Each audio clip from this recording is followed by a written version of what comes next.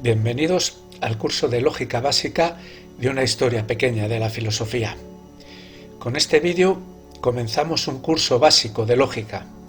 Aunque este primer capítulo es solo teórico, los próximos serán eminentemente prácticos. ¿Te has preguntado alguna vez cómo pensar de manera más clara y argumentar de forma efectiva? La lógica es la herramienta que nos ayudará a lograrlo. En este primer episodio vamos a ver las bases de esta disciplina y descubrir qué es, cómo surgió y por qué es tan importante en nuestro día a día. Es un término que nos resulta conocido y que empleamos a menudo, como cuando decimos «eso es lógico» o «eso no tiene lógica», etc. Pero, ¿qué es la lógica? Pues la lógica es una disciplina filosófica que se ocupa del estudio del razonamiento y el pensamiento válido. En otras palabras, es el arte de pensar de manera coherente y estructurada.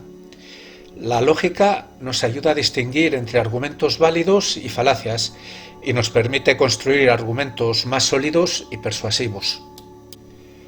La lógica tiene sus raíces en la antigua Grecia, donde los filósofos se dedicaron a explorar preguntas fundamentales sobre la naturaleza de la realidad y cómo podemos entenderla. Se considera a Aristóteles el fundador de la lógica como herramienta básica para todas las ciencias. Sentó las bases de la lógica formal y fue el primero en formalizar los razonamientos, utilizando letras para representar términos. Sus trabajos fueron revolucionarios y han influido en el pensamiento filosófico hasta el día de hoy. La lógica formal se centra en el estudio de las estructuras y formas del razonamiento válido. Es una rama de la lógica que utiliza símbolos y reglas para analizar y evaluar argumentos. Esta lógica nos ayuda a comprender cómo las premisas se relacionan entre sí y cómo se llega a una conclusión lógica. Dentro de la lógica formal encontramos la lógica proposicional o de enunciados. Esta rama se ocupa de analizar las proposiciones y cómo se combinan para formar argumentos. Las proposiciones son declaraciones que pueden ser verdaderas o falsas, y la lógica proposicional nos permite estudiar cómo se conectan mediante operadores lógicos como y, o y no. En el presente curso será esta la lógica que veamos. Además de la lógica formal y la lógica proposicional, existen otros tipos de lógica que exploran diferentes aspectos del razonamiento. Alguna de ellas incluye la lógica de predicados, la lógica modal y la lógica difusa. Cada una de estas ramas tiene sus propias características y aplicaciones específicas, lo cual las hace aún más interesantes. En cuanto a la lógica de predicados, mientras que la lógica proposicional se centra en proposiciones simples, la lógica de predicados se ocupa de analizar la estructura interna de las proposiciones y cómo se relacionan entre sí. Esta lógica nos permite cuantificar sobre objetos y establecer relaciones más complejas utilizando términos como para todo o existe. La lógica modal se adentra en el estudio de la modalidad, es decir, la noción de posibilidad y necesidad. Nos permite analizar afirmaciones que involucran palabras como puede ser o debe ser. La lógica modal nos ayuda a entender cómo las creencias, los conocimientos y las normas influyen en nuestro razonamiento y nuestra toma de decisiones. Otro de los tipos de lógica que resulta particularmente interesante es la lógica difusa. A diferencia de la lógica clásica, que trabaja con proposiciones verdaderas o falsas de manera absoluta, la lógica difusa permite la representación de grados de verdad intermedios. Esto es especialmente útil cuando tratamos con conceptos que no pueden ser categorizados de forma binaria, como el color o la temperatura. La lógica difusa nos ayuda a lidiar con la imprecisión y a capturar la complejidad de la realidad. La lógica es una disciplina con amplias aplicaciones en diferentes campos. En el ámbito de la informática, la lógica es esencial para el diseño de circuitos electrónicos y el desarrollo de algoritmos. En la inteligencia artificial, la lógica es utilizada para el razonamiento automatizado. Además, la lógica tiene una influencia significativa en disciplinas como las matemáticas, la lingüística o la filosofía misma.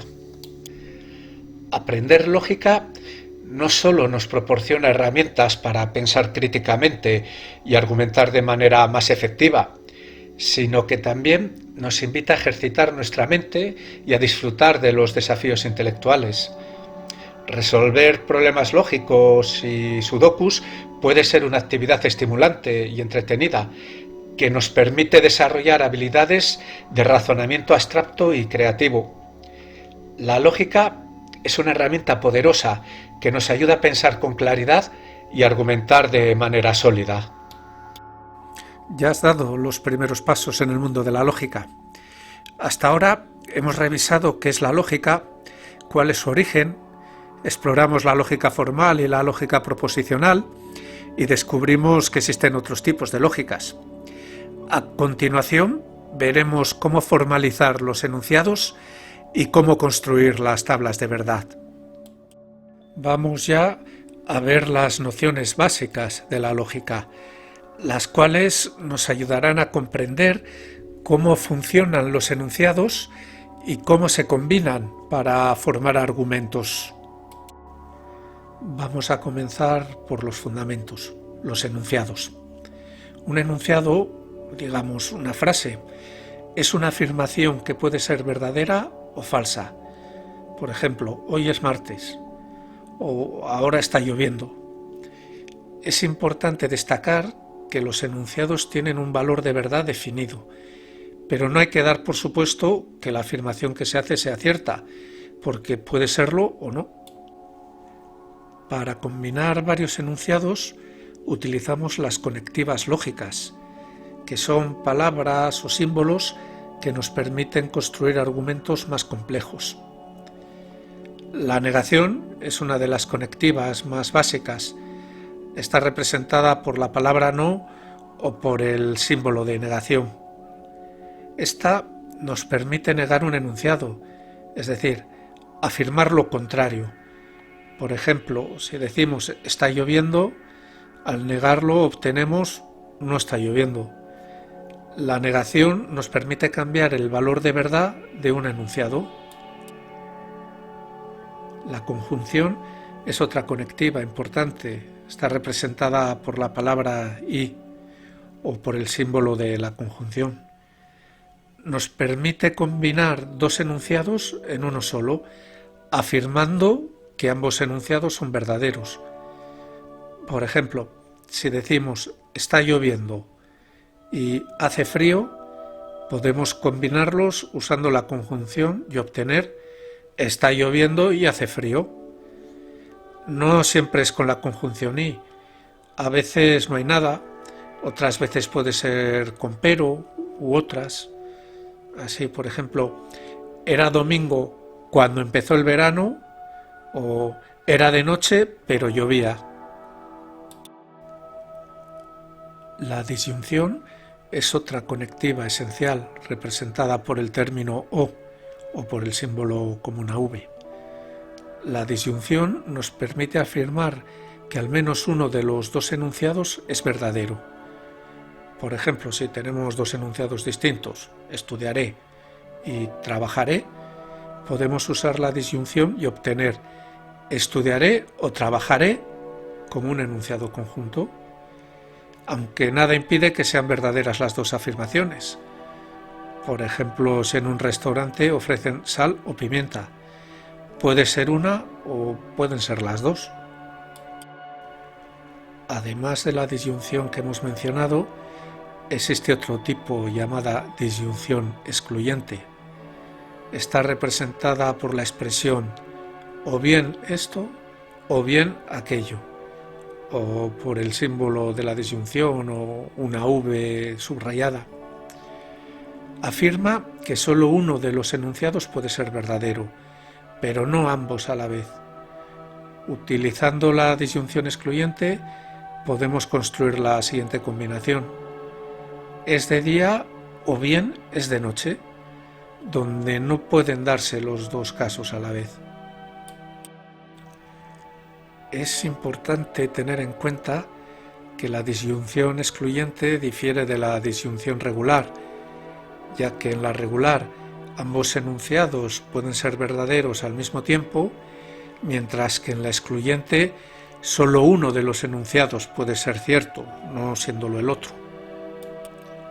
La condición, también conocida como implicación, es representada por los términos si tal, entonces cual, o el símbolo de la condición. Nos permite establecer una relación de causa y efecto entre dos enunciados. Por ejemplo, utilizar la condición para formar el enunciado: si trabajo, entonces ganaré dinero. La bicondición, representada por la expresión sí y solo sí, o el símbolo de la bicondición, nos permite afirmar que dos enunciados son verdaderos o falsos de manera simultánea. Por ejemplo, si decimos compraré una casa si y solo si tengo dinero ahorrado, estamos utilizando la bicondición para establecer la relación. Ahora, para ayudar a comprender mejor estas nociones, veamos algunos ejemplos prácticos. Supongamos que tenemos los siguientes enunciados. Enunciado 1 o A: hace sol. Enunciado 2 o B: voy a la playa. Enunciado 3 o C: tengo dinero. Y enunciado 4 o D: es de noche. Utilizando las conectivas que hemos aprendido, podemos construir diferentes combinaciones. Empezamos por la negación. Entonces, la negación del enunciado A: no hace sol. La negación del enunciado B: no voy a la playa. Y la negación del enunciado C: no tengo dinero. Solamente negamos las afirmaciones que tenemos en los enunciados. En la conjunción podemos hacer una combinación del enunciado A y del enunciado B. Hace sol y voy a la playa. O una combinación de los enunciados B y C. Voy a la playa y tengo dinero. En ambos casos se cumplen obligatoriamente las dos afirmaciones. En la disyunción podríamos tener la combinación del enunciado A y el C. Hace sol o tengo dinero. Se cumple una de las condiciones, aunque pudiera ser que se cumpliesen las dos. Con la disyunción excluyente podríamos hacer una combinación del enunciado A y el enunciado D. Hace sol o es de noche. Solo es posible que sea cierta una de las dos. En cuanto a la condición, podríamos establecer una entre el enunciado A y el B. Si hace sol, entonces voy a la playa.